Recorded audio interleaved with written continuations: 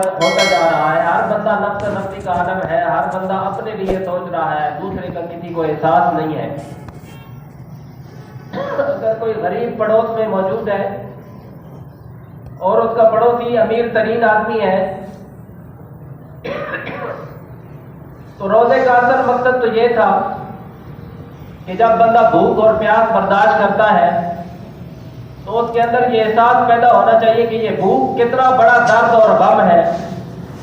تو میرا پڑوسی جو ہے وہ غریب انسان ہے, وہ آٹا نہیں خرید سکتا, دال نہیں خرید سکتا, اپنے گھر کا راشن نہیں خرید سکتا, اپنے بچوں کے لیے کپڑے نہیں خرید سکتا.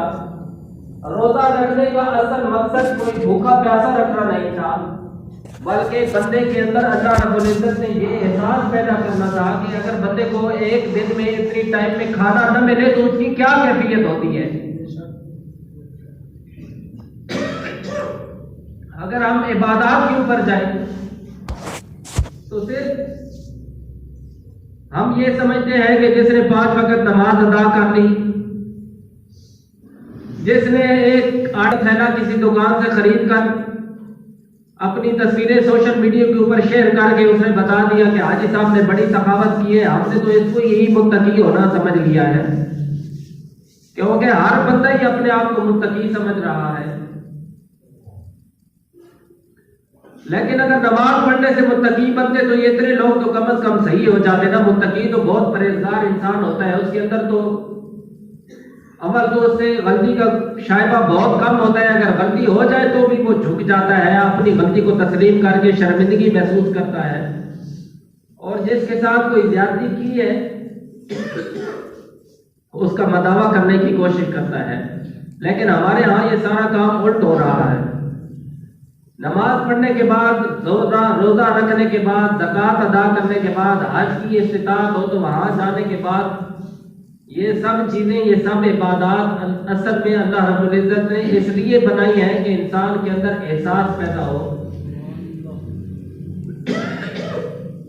دوسرے کے لیے اس کے اندر ایک تڑپ پیدا ہونی چاہیے کہ یہ میرا بھائی دکھ اور تکلیف کی حالت میں ہے. حضور نبی کریم صلی اللہ علیہ وآلہ وسلم نے کہا, ارشاد مبارک ہے, آپ کی حدیث پاک کا مفہوم ہے کہ مسلمان ایک جسم کی مانند ہے. اگر صرف آنکھ کو درد ہوتا ہے, آنکھ دکھتی ہے تو پورا جسم درد محسوس کرتا ہے. اگر ہاتھ کے کسی حصے میں کوئی کانٹا چبھ جائے, پاؤں میں کانٹا چبھ جائے تو پورا جسم ایک عجیب سی کیفیت میں ہوتا ہے, اس کو سکون نہیں ہوتا. لیکن آج مسلمان ہر طرف نفسہ نفسی کے عالم میں ہے. اگر کسی کے پاس مال ہے تو وہ اور زیادہ جمع کرنے کی کوشش کر رہا ہے, لیکن دوسرے کے اوپر خرچ کرنے کی اس کو توفیق نہیں ہو رہی. وہ اپنے متقی ہونے, مسلمان اور مومن ہونے کا دعویٰ بھی کرتا ہے. اللہ کا قرآن فرما رہا ہے کہ متقی وہ لوگ ہیں جو نماز ادا کرتے ہیں لیکن اس کے ساتھ ساتھ اللہ کے دیے رزق سے اس کی راہ میں خرچ کرتے ہیں. پھر فرمایا سورہ حجرات کے اندر, یا ایھا الذین آمنوا لا یسخر قوم من قوم عسیٰ ان یکونوا خیرا منہم, کہ ایمان والو تم ایک دوسرے کا مذاق مت اڑاؤ. یعنی اے مردوں, ایمان لانے والے مردوں, ایک دوسرے کا مذاق مت اڑاؤ. جیسے ہم کہتے ہیں کہ اس کا کان نہیں ہے, اس کی ٹانگ نہیں ہے. کیا آپ نے جو اپنا جسم سلامت لیے ہوئے پھر رہے ہیں, کیا آپ نے خود بنایا ہے کہ میرے کان سلامت ہے, میری آنکھ سلامت ہے؟ اگر کسی کو اللہ نے امتحان میں ڈال دیا ہے, اس کی ٹانگ نہیں ہے, تو آپ اس کا مذاق مت اڑاؤ. ہو سکتا ہے کہ اللہ آپ کو دی ہوئی اپنی نعمت واپس لے لے, پھر کیا کریں گے آپ؟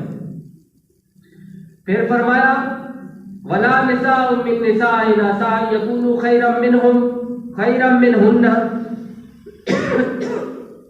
کہ تم میں سے جو ایمان لانے والی عورتیں ہیں وہ ایک دوسری عورتوں کا مذاق مت اڑاؤ. ہو سکتا ہے کہ اللہ کے دربار میں وہ أَن يَكُنَّ خَيْرًا مِّنْهُنَّ, وہ تمہارے سے زیادہ اللہ کے دربار میں بہتر اور عزت والی ہو. وَلَا تَلْمِزُوا أَنفُسَكُمْ وَلَا تَنَابَزُوا بِالْأَلْقَابِ, اور ایک دوسرے کے اوپر الزام مت لگاؤ اور ایک دوسرے کو برے القاب سے مت پکارو. نام بگاڑ کر ہم پکارتے ہیں, ہر ایک دوسرا بندہ ایک دوسرے کو نام بگاڑ کے یہ جھارو ہے, یہ مارو ہے, یہ ٹنڈا ہے, یہ منڈا ہے. آپ معاشرے میں دیکھیں یہی صورتحال چل رہی ہے. ابھی باہر نکلیں گے تو کسی نے دور سے کسی کو گلی میں آواز دے دی ہے تو وہ اسی ناموں سے پکارتا ہے. اللہ رب العزت کیا فرما رہے ہیں, اے ایمان والو یہ کام مت کرو.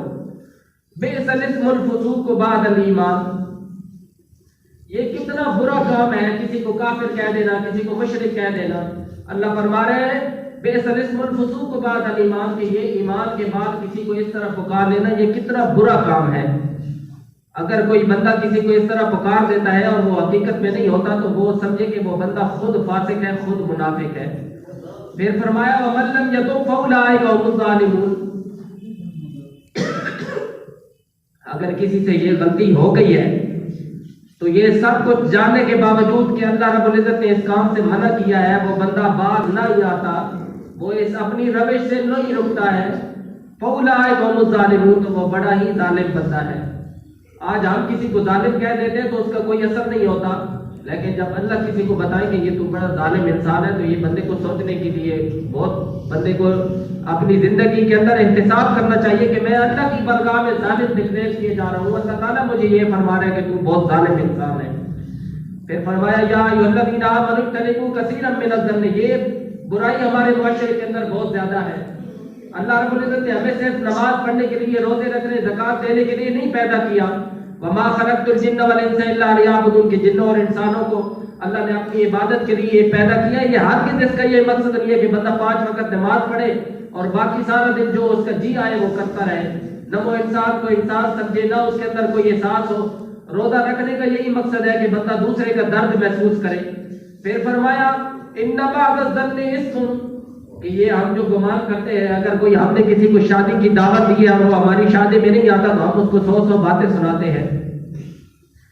तो अल्लाह रब्बुल इज्जत फरमाते हैं कि किसी के बारे में गलत गुमान मत करो। ये गुमान बहुत सारे ऐसे हैं जो गुनाह है, गुमान करना, किसी को बात करना तो दूर की बात है, ये गुमान जो हम अपने अंदर सोचे रखते हैं ना किसी दूसरे के लिए कि उसने ऐसा किया होगा मेरे लिए, उसने ये किया है, उसने हमारे साथ खुश नहीं शेयर की, उसने हमारे साथ गम नहीं शेयर किया, ये गुमान है बंदे के अंदर जो बंदा सोच विचार करता है।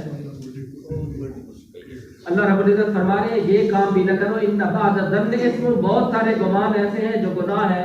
हो सकता है वो बंदा कितनी बड़ी मुसीबत में हो, कितनी बड़ी तकलीफ में हो, लेकिन हम कह रहे होंगे कि ये हमारी खुशी में शरीक नहीं हुआ, ये हमारे गम में शरीक नहीं हुआ।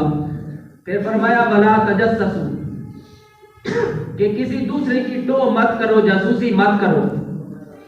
ये अखलाकियात बताई जा रही है कुरान करीम के अंदर मुसलमानों को, और हमारे माशरे के अंदर ये चीजें बहुत ज्यादा है। इबादत से मुराद सिर्फ नमाज पढ़ लेना, ज़कात अदा कर लेना, रोजा रख लेना, ये चीजें नहीं है। रोजा इसलिए अल्लाह रब्बुल इज्जत ने हमारे ऊपर फर्ज किया है, मिन क़ब्लिकुम, कि तुम्हारे से पहले के ऊपर भी फर्ज किया। क्यों किया? लअल्लकुम तत्तकून, कि ताकि तुम परहेजगार और मुत्तकी बन जाओ। मुत्तकी और परहेजगार का ये मकसद है कि सब वो काम करना जो अल्लाह ने जिनका हुक्म दिया है, और सब उन कामों से रुक जाना जिनसे अल्लाह और उसके रसूल ने मना किया है। वला तजस्ससू, किसी की टो मत लगाओ, किसी के बारे में ये जानने की कोशिश मत करो कि इसके अंदर क्या क्या बुराइयां हैं, क्या क्या इसके अंदर मसले मसाइल है। आज हम किसी की एक छोटी सी बुराई हमारे हाथ आ जाए, हम पूरे मोहल्ले में, पूरे मुआशरे में उसका ढंढोरा पीट देते हैं। जरा ये सोचे ना, अल्लाह रब्बुल इज्जत के पास हमारे कितने ऐब छुपे हुए हैं जो अल्लाह रब्बुल इज्जत जानते हैं। अल्लाह कोई हमें इस तरह दूसरे लोगों के सामने लाते हैं कि इसने ये काम किया, इसने ज़िना किया, इसने फलां के घर से चोरी किया है, इसने ये बुराई की है। क्या अल्लाह रब्बुल इज्जत हमारे ऐब दूसरों के सामने खोलते हैं? कभी भी नहीं खोलते। अल्लाह रब्बुल इज्जत ऐसी जात है, सत्तारुल उयूब है। तो अल्लाह हमें भी यही हुक्म इरशाद फरमाया वला तजस्ससू, किसी दूसरे की टो मत करो।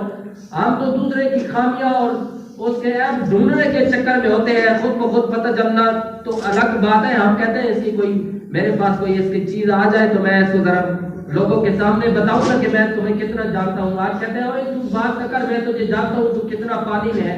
तो अल्लाह फरमा रहा है किसी दूसरे की टो मत लगाओ। जो बंदा मुसलमान किसी दूसरे का है आज छुपाएगा, अल्लाह क़यामत के दिन उसको बिना हिसाब व किताब जन्नत में दाखिला उसका मुकद्दर फरमा देंगे। ये अखलाकियात बताई जा रही है। अल्लाह रब्बुल इज्जत कुरान करीम में हमें सिखा रहे हैं कि अपने जिंदगी असल में कैसे गुजारनी है।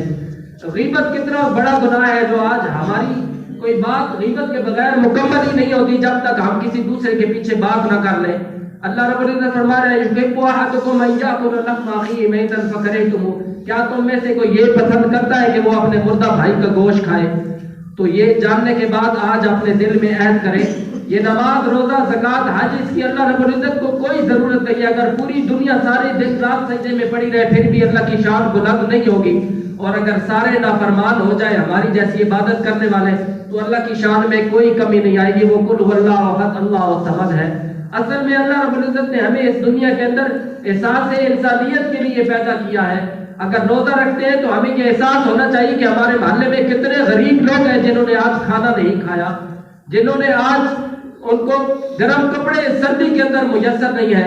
تو پھر اللہ فرما رہے ہیں متقی وہ لوگ ہیں جو اللہ کے دی ہوئے رزق سے اس کی راہ میں خرچ کرتے ہیں, اور خرچ کرتے ہوئے بھی اللہ کی راہ میں بہترین مال چھپا کر دیتے ہیں. یہ نہیں ہے کہ ایک جرسی کسی کو دے دی تو 10 بندے فوٹو کھینچنے والے ہیں جس کا سوشل میڈیا کے اوپر کہ حاجی صاحب بڑی سخاوت کر رہے ہیں. ایسی سخاوت کی بھی اللہ رب العزت کو ضرورت نہیں ہے. ٹائم ختم ہو رہا ہے. یا ایھا الذین آمنوا انفقوا من طیبات ما کسبتم ومما اخرجنا لكم من الارض ولا تیمموا الخبیث منه تنفقون.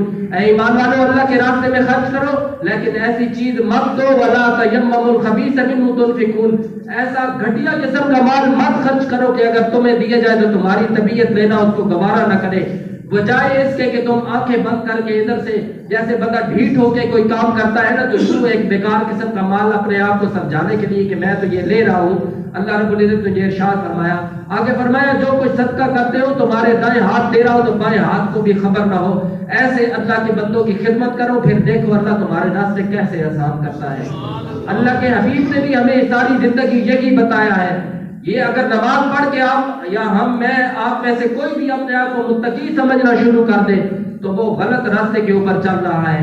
متقی ہونے کی جو صفات اللہ نے بیان کی ہے یہ قرآن کریم صرف ہمیں اللہ نے صرف رکھنے کے لیے نہیں دیا ہے, اس میں ہمارے لیے ہدایات ہے, اس میں ہماری زندگی گزارنے کا طریقہ اللہ نے ہمیں بتایا ہے کہ تم نے اس کو پڑھ کر اس کو عمل کیسے کرنا ہے, اپنی زندگی کو سدھارنا کیسے ہے, تم نے اپنے مسلمان بھائیوں کے ساتھ کیسے پیش آنا ہے. اگر تمہارا پڑوسی غریب ہے تو اس کی تم نے کیسے مدد کرنی ہے. اگر تم غریب میں چل رہے ہو اور تمہارے سامنے کوئی غریب آ جاتا ہے لیکن تم نے کلف لگائی ہوئی ہے تو تم نے اپنی میں مٹا کر کیسے اس کو حضور نبی کریم صلی اللہ علیہ وآلہ وسلم کی سنت سمجھ کر اس کو کیسے اپنے گلے سے لگانا ہے. پھر دیکھو تمہیں اللہ کیسی عظمتیں اور بلندیاں عطا فرماتا ہے. تو سامعین ذی احتشام یہ قرآن کریم سے گھروں میں پڑھنے کے لیے اور رکھنے کے لیے ثواب اس کا بہت ہے. اللہ تعالیٰ نے یہ بھی اس میں برکت رکھی ہے.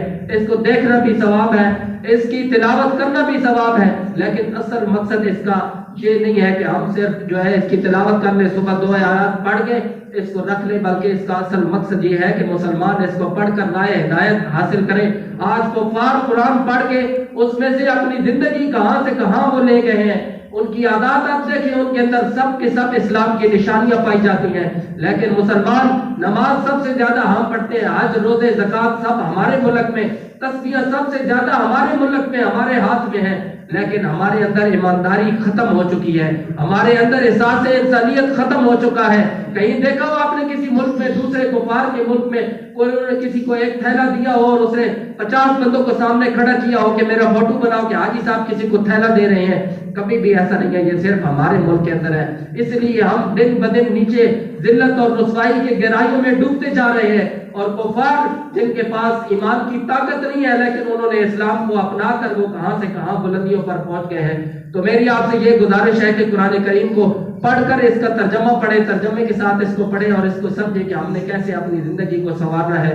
اللہ رب العزت سے دعا ہے کہ وہ ہمیں قرآن کریم کو صحیح طریقے سے پڑھ کر سمجھ کر عمل کرنے کی توفیق نصیب فرمائے, اور جتنی زندگی باقی ہے حضور نبی کریم صلی اللہ علیہ وآلہ وسلم کا ذکر کرنے کی توفیق نصیب فرمائے. وآخر دعوانا الحمدللہ.